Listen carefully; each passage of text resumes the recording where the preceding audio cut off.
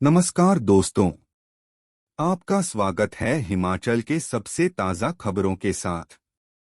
आज हम आपको 16 अक्टूबर 2023 के मुख्य समाचार प्रस्तुत करेंगे। हिमाचल के विकास, पर्यटन और सामाजिक क्षेत्र की ताज़ा जानकारी के लिए हमारे साथ रहें।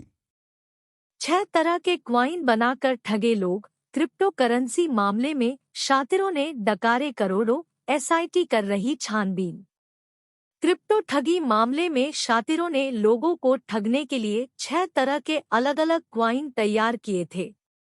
शातिरों ने वेबसाइट बनाकर लोगों को फर्जी क्वाइन के नाम पर करोड़ों की ठगी को अंजाम दिया है। शातिरों ने कोरवियो coin, DGT coin, fish token हाइपनेक्सट, बिटपेड 1, बिटवेड 2 और एडेड फाइनेंस क्वाइन के झांसे में फंसाकर लोगों को ठगा है। क्रिप्टो करेंसी ठगी मामले में पंजाब और हिमाचल प्रदेश पुलिस की टीमें कार्रवाई कर रही है। पंजाब पुलिस की अभी तक जांच में आरोपी सेवानिवृत्त पुलिसकर्मी सुनील कुमार की 198 करोड़ की ट्रांजैक्शन मिली है। पंजाब पुलिस की जांच के बाद कुछ और आरोपी भी पुलिस की रडार पर है। हिमाचल पुलिस की एसआईटी की बात करें तो एसआईटी ने अभी तक की कार्रवाई में मात्र 2 आरोपियों को ही गिरफ्तार किया है। एसआईटी ने 35 जगहों पर छापामारी भी, लेकिन अभी तक एसआईटी ये नहीं बता पाई है कि 35 जगहों पर आरोपियों की कितनी संपत्ति जब्त की है। करोड़ों की इस ठगी में शामिल कई पुलिस कर्मियों ने तो वीआरएस ले ली है। इनमें एक सेवानिवृत्त पुलिसकर्मी सुनील कुमार भी शामिल है, जिसे बीते दिनों पंजाब पुलिस ने जीरकपुर से गिरफ्तार किया था। सुनील के अलावा अश्वनी कुमार को भी पंजाब पुलिस ने इसी मामले में धर दबोचा है। दोनों आरोपी हमीरपुर के रहने वाले हैं। नेताओं पुलिस अफसरों को बनाया निशाना। बताया जा रहा है कि इस रैकेट के सरगनाओं ने सबसे पहले नेताओं और बड़े अधिकारियों को ही जाल में फंसाया। उसके बाद धीरे धीरे ठगों की चेन बढ़ती गई। करोड़ों के इस ठगी मामले में कई पुलिसकर्मी भी शामिल बताए जा रहे हैं। शातिरों ने प्रदेश में करीब 1 लाख से अधिक लोगों को ठगा है। एसआईटी की कार्रवाई के बाद प्रदेश में क्रिप्टो करेंसी ठगी की शिकायतें लगातार बढ़ती जा रही है। ठगी मामले की राशि का आंकड़ा भी बढ़ता जा रहा है। दिल्ली पहुंचे जयराम, पीयूष गोयल से मिले। इंडस्ट्रियल डेवलपमेंट स्कीम के तहत मिली मदद के लिए कहा शुक्रिया।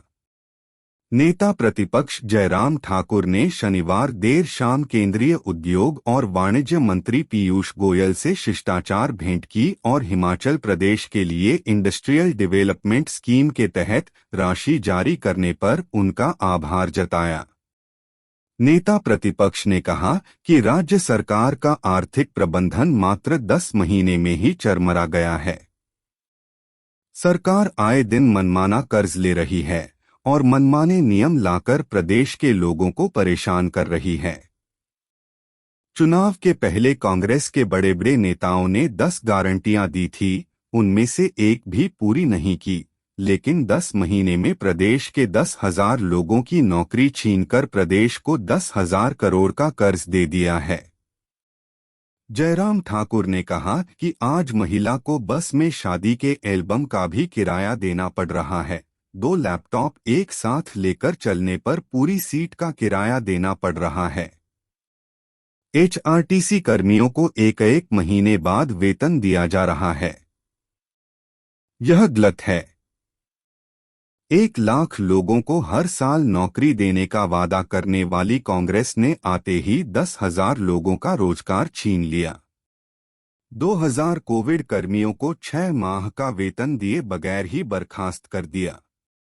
जयराम ठाकुर ने कहा कि आपदा के समय में हिमाचल को केंद्र की ओर से सहयोग आया, आगे और भी आएगा, लेकिन मुख्यमंत्री ने केंद्र को सहयोग के लिए धन्यवाद तक नहीं दिया, बल्कि केंद्र की ओर से मदद नहीं मिलने की बात की गई। आतंकवाद के खिलाफ भारत का कड़ा रुख। जयराम ठाकुर ने कहा कि भारत का आतंकवाद के खिलाफ हमेशा कड़ा रुख अपनाने की नीति पर ही काम करेगा। हमास द्वारा इजरायल पर किए गए हमले में प्रधानमंत्री ने हमास की कड़े शब्दों निंदा की है और स्पष्ट तौर पर इजरायल के साथ खड़े रहने की बात की। उन्होंने कहा, प्रधानमंत्री नरेंद्र मोदी के नेतृत्व में विश्व में भारत का कद बहुत बढ़ा है। भाजपा प्रदेश कार्यसमिति में 28 विशिष्ट आमंत्रित सदस्य प्रदेशाध्यक्ष राजीव बिंदल ने घोषित किए नाम। भारतीय जनता पार्टी के प्रदेश अध्यक्ष राजीव बिंदल ने प्रदेश कार्यसमिति के विशिष्ट आमंत्रित सदस्यों, कार्यसमिति सदस्यों व आमंत्रित सदस्यों की घोषणा की है। बिंदल ने कहा कि भाजपा की वरिष्ठ आमंत्रित सदस्य 28 होंगे, जिनमें राज्यसभा सांसद इंदु गोस्वामी, महेश्वर सिंह, सुरेश चंदेल, किशन कपूर, अनिल शर्मा, महेंद्र सिंह ठाकुर, रामलाल मार्कंडे, वीरेंद्र कश्यप, राकेश पठानिया, रमेश धवाला, रविंद्र रवि, सुरेश भारद्वाज, राजेंद्र गर्ग, सरवीन चौधरी, विजय मनकोटिया, राकेश कालिया, पवन नैयर, अर्जुन सिंह, विजया ज्योति, युवराज बोध, रूपा शर्मा, गणेश दत्त, राकेश शर्मा, शैलेंद्र चौहान, खुशी राम बालनाटा, जिया लाल, विनोद चंदेल, ओंकार नहरिया होंगे।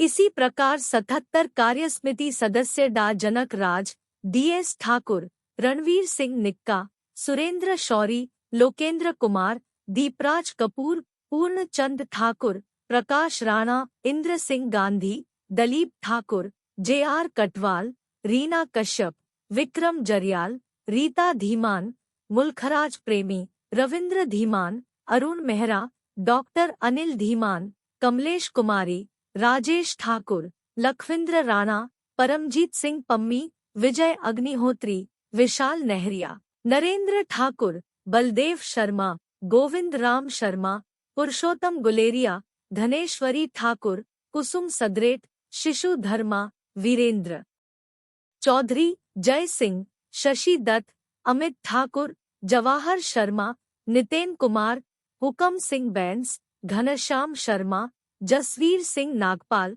चंद्रभूषण नाग, भीम सेन, रणवीर सिंह, मनोहर लाल शर्मा, आशुतोष वैद्य, विजय परमार, संजीव, संजय गुलेरिया, राकेश चौधरी, नरोत्तम ठाकुर, के रंजीत सिंह, नारायण सिंह, अजय श्याम, रवि मेहता, कौल नेगी, सूरत सिंह नेगी, राम कुमार, डा राजेश कश्यप, शशिबाला, दर्शन सैनी, ओम प्रकाश सैनी, गुरमीत सिंह, मीरा आनंद, परमजीत मनकोटिया, मालविका पठानिया, संतोष सैनी, शोभा डडवाल, धन्नो देवी, प्रियडता शर्मा, अर्चना ठाकुर, वीना ठाकुर, नीलम सरेख, नीना शर्मा, कमलेश शर्मा, मोनिका पठानिया, शीला और विनय शर्मा होंगे।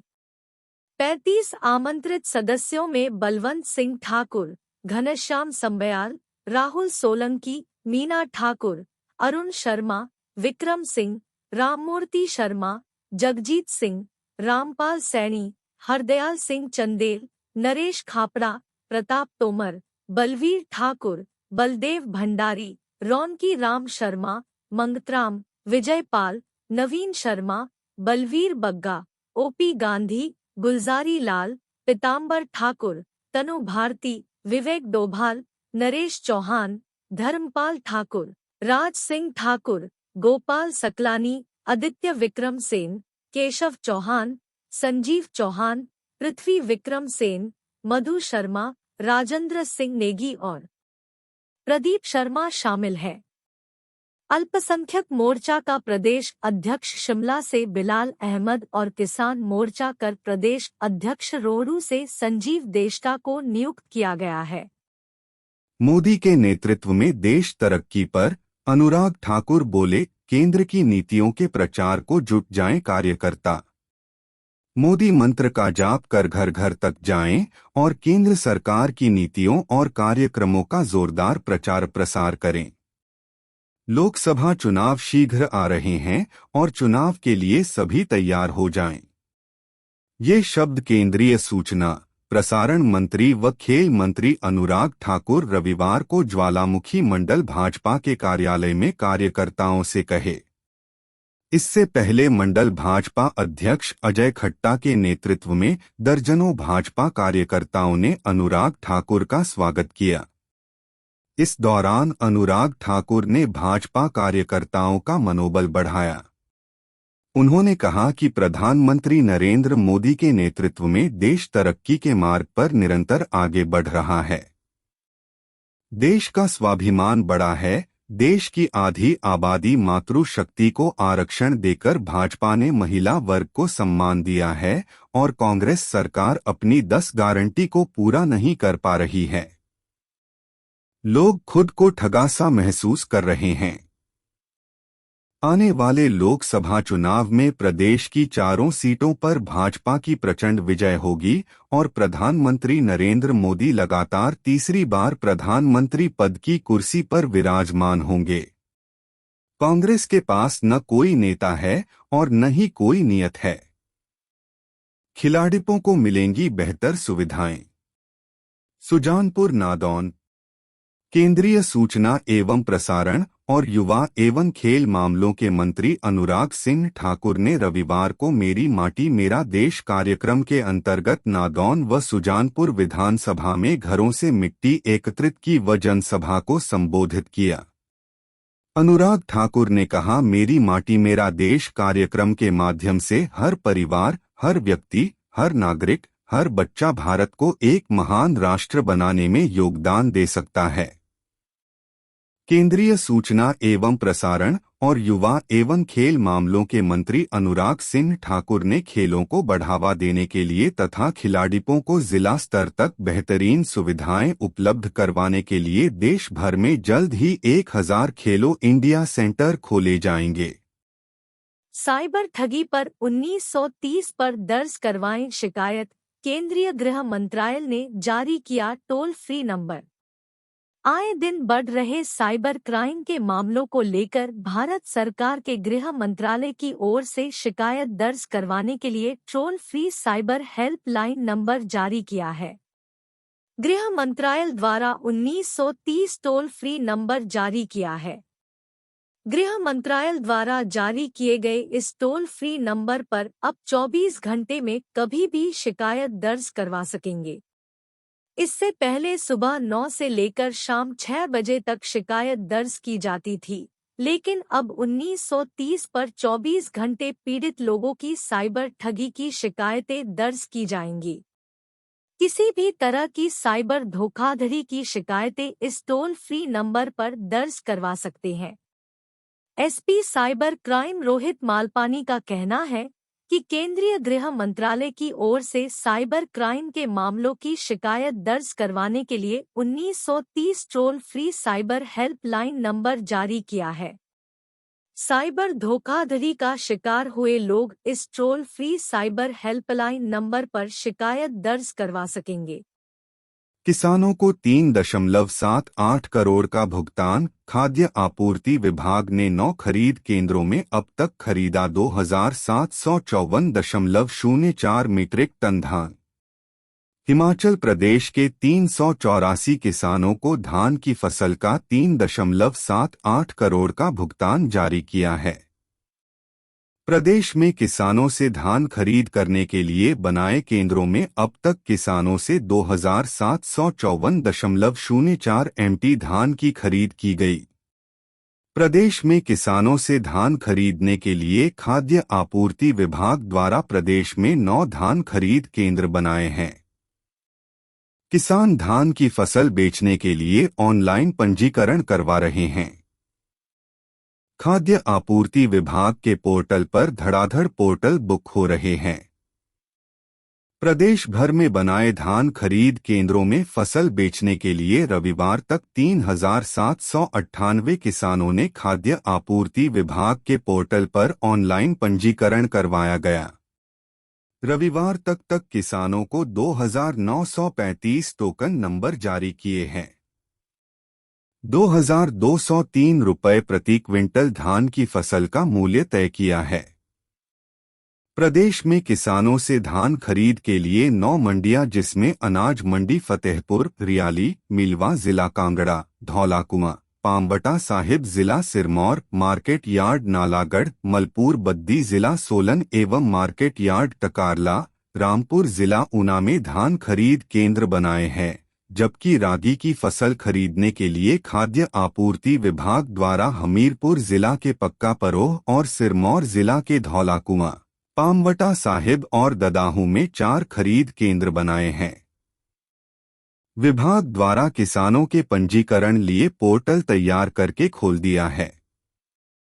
किसानों के खाते में आ रहा पैसा। पोर्टल पर पंजीकरण करवाने पर किसानों को धान और रागी की फसल बेचने के लिए टोकन नंबर और तिथि बताई जाएगी। विभाग के पोर्टल पर किसानों को पंजीकरण करवाने के लिए आधार नंबर, बैंक खाता सहित अन्य जानकारी अपलोड करनी होगी। धान बेचने पर फसल का भुगतान किसानों के खाते में आ रहा है। ऋषिकेश मथुरा वृंदावन को दौड़ेगी एचआरटीसी। धार्मिक पर्यटन से मुनाफा बढ़ाने की तैयारी में परिवहन विभाग, जल्द मिलेगी सुविधा। हिमाचल के लोगों को अब एचआरटीसी की बसें देश के धार्मिक स्थलों में घुमाएगी। धार्मिक पर्यटन से सरकार एचआरटीसी को घाटे से निकालने की तैयारी की जा रही है। अब प्रदेश के विभिन्न क्षेत्रों से ऋषिकेश, मथुरा और वृंदावन जैसे धार्मिक स्थलों के लिए एचआरटीसी बसें चलाएगा। निगम में मौजूदा समय में ज्वालाजी से वृंदावन के लिए बस सेवा चलाई जा रही है। इसी बस की सफलता के बाद अब प्रदेश के अन्य जिलों से भी वृंदावन के लिए बस सेवा चलाने की तैयारी है। इसके अतिरिक्त मथुरा और ऋषिकेश को भी निगम बस चलाएगा। इसके लिए निगम प्रबंधन प्लान बना रहा है और बाहरी राज्यों की निगम प्रबंधन व ट्रांसपोर्ट विभाग से समन्वय स्थापित कर रहे हैं। जैसे ही बाहरी राज्यों के परिवहन व निगम अधिकारियों से बसों के रूट परमिट मिलेंगे, निगम बस सेवाएं शुरू करेगा। उप मुख्यमंत्री मुकेश अग्निहोत्री के दिशानिर्देशों पर ऊना से भी खाटू श्याम के लिए बस सेवा शुरू करने जा रहा है। जानकारी के अनुसार ऊना से खाटू श्याम जाने वाली ऊना से चंडीगढ़, अंबाला, हिसार, कैथल व झुंझुनू होते हुए खाटू श्याम पहुंचेगी। बारिश से करोड़ों का नुकसान। निगम अधिकारियों की जानकारी के अनुसार बाहरी राज्यों के लिए धार्मिक स्थलों को निगम की बसें चलाए जाने का प्लान है। इससे निगम की आय बढ़ेगी। बरसात में रूट बंद रहने और बसों के संचालन न होने से निगम को 35 करोड़ से अधिक का घाटा हुआ है। भाजपा महामंत्री ने घेरी प्रदेश सरकार, कहा जनता से किए झूठे वादे, रोजगार तो दूर उल्टा नौकरी से निकाल दिए कोरोना योद्धा। प्रदेश सरकार पिछले 10 महीने में हर मोर्चे पर विफल रही है। प्रदेश की जनता के साथ फरेब व झूठ बोलकर कांग्रेस सरकार सत्ता में आई है। कांग्रेस के बड़े से बड़े नेताओं ने कोरा झूठ बोलकर जनता के साथ छल किया है। ये शब्द भारतीय जनता पार्टी के प्रदेश महामंत्री त्रिलोक कपूर ने कहे। श्री कपूर ने कहा कि यह सरकार अब ज्यादा दिन तक टिकने वाली नहीं है। सरकार ने आउटसोर्स में कार्यरत 10,000 से ज्यादा गरीबों के साथ धोखा करके उनसे रोजगार छीना है। त्रिलोक कपूर ने इस मौके पर प्रियंका गांधी सहित प्रदेश के अन्य नेताओं के रिकॉर्ड किए भाषण सुनाए, जिसमें 1 साल में 1 लाख रोजगार देने की बात कही थी। रोजगार देना तो दूर, लेकिन हजारों कोरोना योद्धाओं को नौकरी से ही निकाला दिया। उधर प्रदेश भर में विभिन्न विभागों के कर्मचारी सड़कों पर उतरकर सरकार के विरुद्ध में मोर्चा खोले हुए हैं।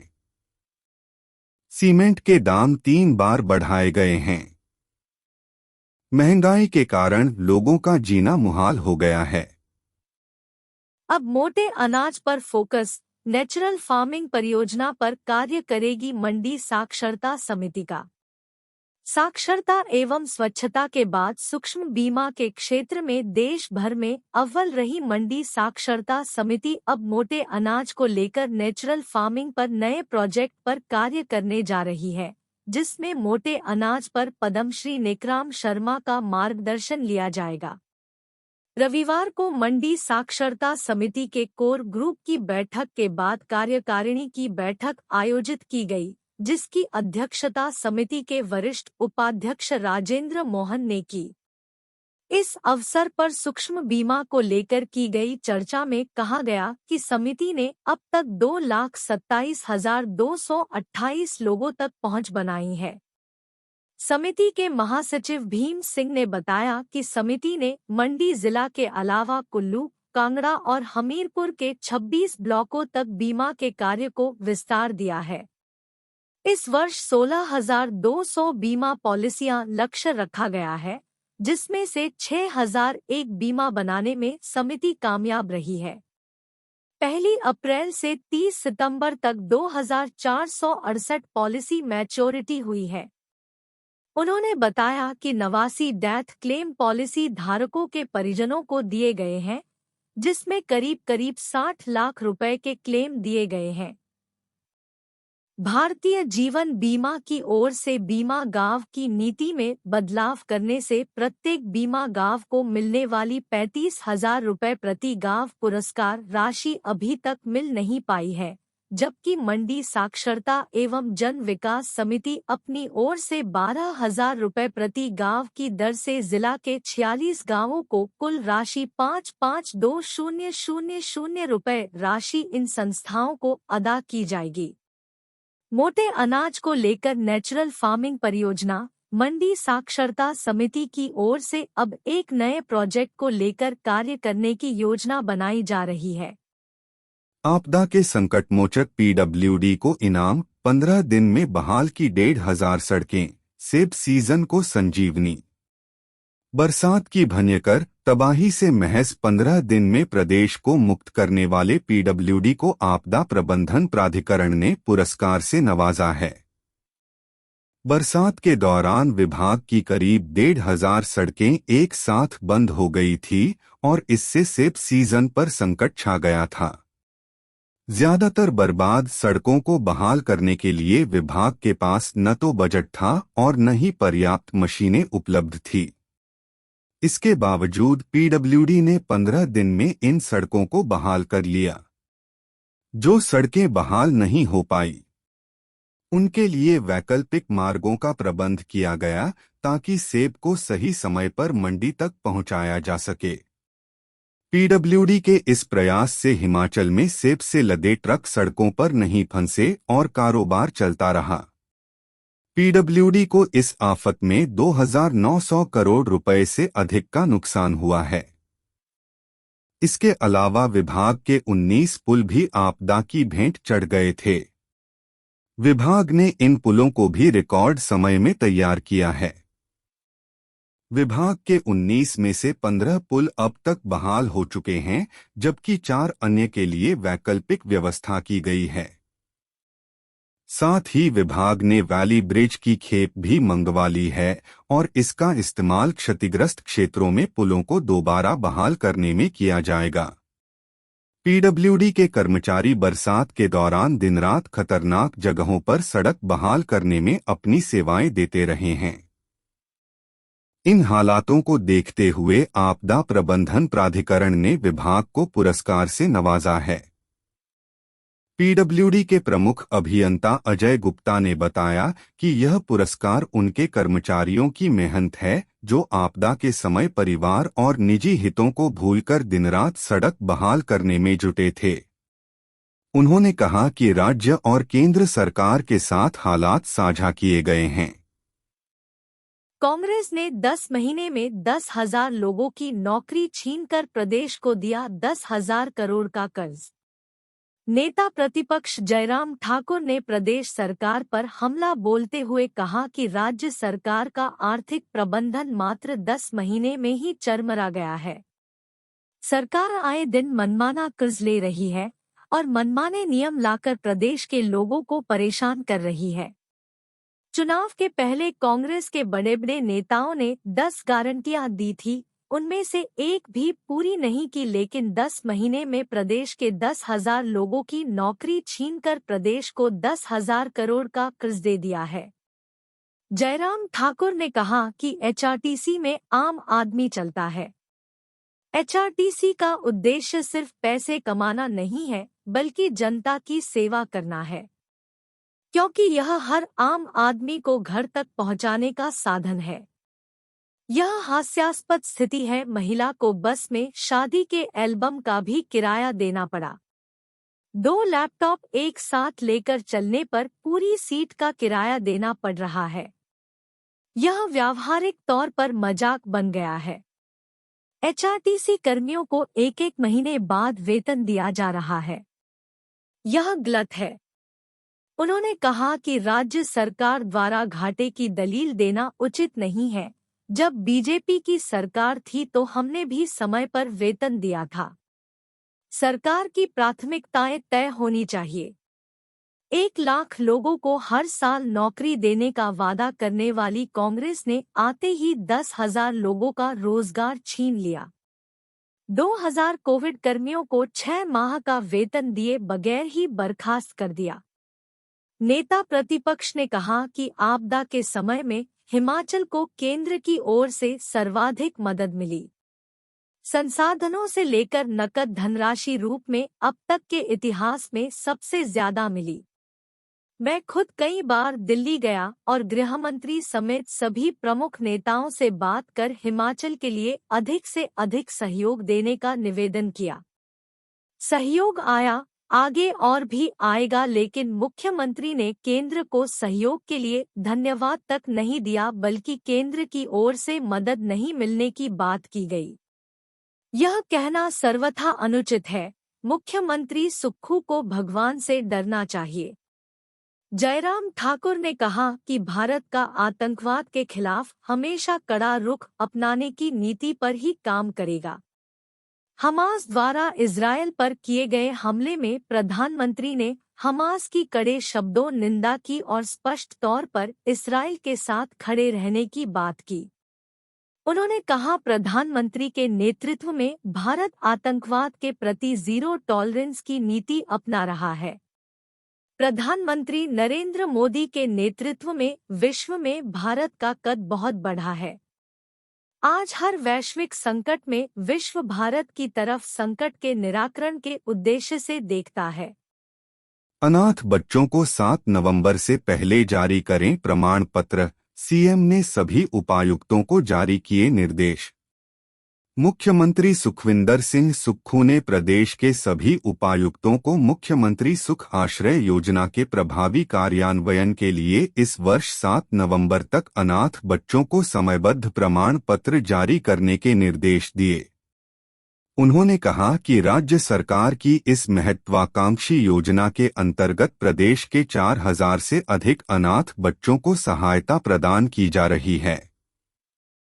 मुख्यमंत्री ने कहा कि सरकार द्वारा अनाथ बच्चों को चिल्ड्रन ऑफ द स्टेट के रूप में नामित करते हुए उनके लिए कानून बनाया गया है, जिससे सरकार की उनके अभिभावक के रूप में कानूनी जिम्मेवारी निर्धारित की गई है। उन्होंने कहा कि प्रदेश सरकार अनाथ बच्चों को अभी तक 4.68 करोड़ रुपए के वित्तीय लाभ प्रदान कर चुकी है। योजना के तहत बाल देखभाल संस्थानों में रहने वाले 1,199 बच्चों को लाभान्वित करने के उद्देश्य से 1.12 करोड़ रुपए की राशि हस्तांतरित की गई है। यह राशि जिला बाल संरक्षण अधिकारी के साथ संयुक्त रूप से संचालित आवर्ती जमा (आरडी) खातों में जमा की गई है। इसके अंतर्गत 14 वर्ष तक की आयु के बच्चों को 1,000 रुपये प्रतिमाह और 15 से 18 वर्ष की आयु के बच्चों को 2,500 प्रतिमाह राज्य सरकार द्वारा प्रदान किए जाएंगे। इसके अलावा 48 लाभार्थियों को उनकी उच्च शिक्षा प्राप्त करने के लिए संस्थागत शुल्क 15.52 लाख रुपए तथा प्रति व्यक्ति 4,000 रुपये प्रति माह की दर से व्यक्तिगत खर्च के लिए 11.52 लाख रुपए की वित्तीय सहायता प्रदान की गई है। इसके अलावा व्यावसायिक प्रशिक्षण प्राप्त करने वाले 17 लाभार्थियों को पाठ्यक्रम शुल्क कोर्स फीस के लिए 7.02 लाख रुपए और जेब खर्च के रूप में 4.08 लाख रुपए प्रदान किए गए हैं। एक पात्र को कौशल विकास पाठ्यक्रम के लिए 17,500 रुपए प्रदान किए गए हैं। इसके अलावा औद्योगिक प्रशिक्षण संस्थानों में व्यावसायिक प्रशिक्षण पाठ्यक्रम के अंतर्गत प्रशिक्षण प्राप्त करने वाले बाल देखभाल केंद्रों के 62 बच्चों को संस्थान की फीस के रूप में 15.66 लाख रुपए और जेब खर्च के रूप में 14.88 लाख रुपए प्रदान किए गए हैं। सीएम सुक्खू ने कहा कि राज्य सरकार मुख्यमंत्री सुख आश्रय योजना के माध्यम से वंचित बच्चों को आत्मनिर्भर बनाने के लिए प्रतिबद्ध है। इन बच्चों को घर बनाने के लिए वित्तीय सहायता और 3 बिस्वा जमीन प्रदान की जा रही है। इसके अतिरिक्त इनके लिए हवाई किराया और 3 सितारा होटलों में रहने की सुविधा के साथ शैक्षणिक भ्रमण प्रायोजित किए जा रहे हैं। योजना के अंतर्गत अब तक 3 लाभार्थियों को अपना व्यवसाय शुरू करने के लिए 6 लाख रुपए दिए गए हैं। अपने रिश्तेदारों के साथ रहने वाले 1106 बच्चों को उनकी शिक्षा, पोषण और स्वास्थ्य आवश्यकताओं की पूर्ति के लिए 2.65 करोड़ रुपए हस्तांतरित किए गए हैं। मुख्यमंत्री ने कहा कि शपथ लेने के उपरांत उन्होंने सर्वप्रथम शिमला में बालिका आश्रम टूटीकंडी का दौरा कर उनकी आवश्यकताओं को जाना। यहीं से वह अधिकारों से वंचित अनाथ बच्चों के लिए एक योजना बनाने के लिए प्रेरित हुए। उन्होंने कहा कि राज्य सरकार समाज के समग्र विकास के लिए प्रतिबद्ध है और वंचित वर्गों विशेषकर जरूरतमंदों के कल्याण के लिए प्रतिबद्धता से कार्य कर रही है। शातिरों ने शख्स के खाते से उड़ाए 27,500, मदद के बहाने एटीएम कार्ड बदलकर दिया घटना को अंजाम। उपमंडल जवाली के तहत आती पंचायत धन में शातिरों द्वारा एटीएम कार्ड बदलकर एक व्यक्ति के खाते से 27,500 रुपए निकाले जाने का मामला सामने आया है। पीड़ित ने इस संबंध में पुलिस थाना जवाली में शिकायत दर्ज करवाई है। पीड़ित की शिकायत के आधार पर पुलिस ने घटना के संबंध में मामला दर्ज कर छानबीन शुरू कर दी है। पुलिस को दी शिकायत में पीड़ित मान सिंह ने बताया कि वह पीएनबी बैंक के एटीएम से पैसे निकलवाने गया था। जब वह पैसे निकाल रहा था तो उस समय 2 अनजान व्यक्ति एटीएम के अंदर खड़े थे। मान सिंह ने बताया कि उन शातिरों ने मदद के बहाने बड़ी चालाकी से मेरा एटीएम ले लिया। हालांकि कुछ समय के लिए मुझे उन पर शक भी हुआ, लेकिन मैं इस बारे में ज्यादा ध्यान नहीं दिया। उसके बाद जब मैं अपनी पेंशन लेने बैंक गया तो मेरे खाते से 27,500 रुपए निकल चुके थे।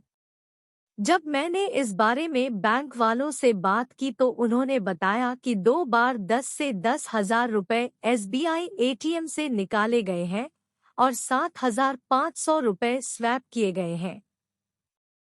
पीड़ित मान सिंह ने बताया कि यह सब जालसाजी उन्हीं 2 शातिरों ने की है, जिसकी फुटेज सीसीटीवी कैमरा में कैद हो गई है। पीड़ित मान सिंह ने पुलिस से शिकायत कर उन 2 शातिरों के खिलाफ कड़ी कार्रवाई की मांग करते हुए धनराशि वापस दिलाने की गुहार लगाई है। मामले की पुष्टि करते हुए थाना प्रभारी प्रीतम सिंह जरियाल ने कहा कि उन्हें मान सिंह की शिकायत मिली है। पुलिस ने मामला दर्ज कर छानबीन शुरू कर दी है। एटीएम के अंदर लगी सीसीटीवी फुटेज को खंगाला जा रहा है। भुंतर पुलिस टीम ने चरस के साथ धरे हरियाणा के 2 युवक, एनडीपीएस एक्ट के तहत मामला दर्ज। पुलिस थाना भुंतर की टीम ने 2 युवकों से चरस के साथ गिरफ्तार करने में सफलता पाई है।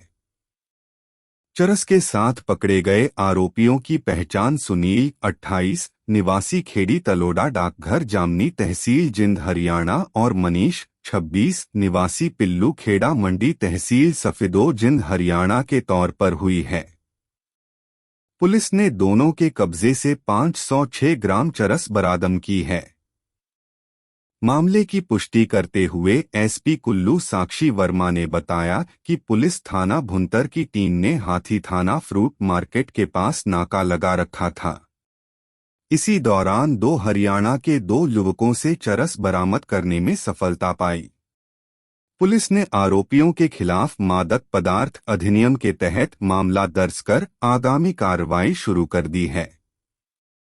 जलोड़ी में नवरात्र के पहले दिन सीजन की पहली बर्फबारी, सफेद चांदी से सजा माता का मंदिर।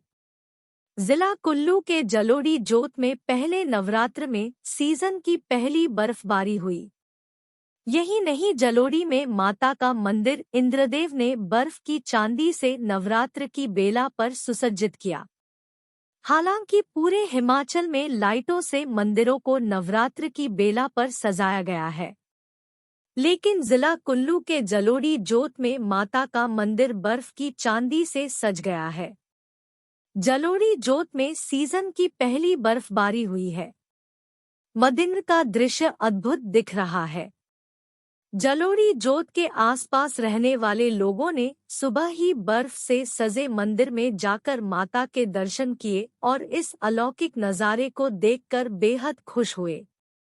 हालांकि अभी बर्फबारी कम हुई है, लेकिन बर्फबारी से तापमान में गिरावट आने से ठंड बढ़ गई है। मार्ग बर्फबारी से फिसलन भरा हो गया है।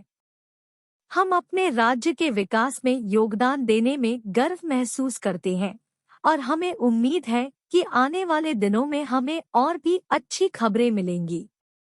इन खबरों को अधिक लोगों तक पहुंचाने के लिए कृपया हमारा कंटेंट साझा करें, हमारे चैनल को सब्सक्राइब करें और अपडेट के लिए हमें फॉलो करें। इसके अलावा बेझिझक अपने विचार कमेंट्स में साझा करें और आइए बातचीत में शामिल हों। आपका सहयोग हमें और भी बेहतर काम करने में मदद करेगा। धन्यवाद।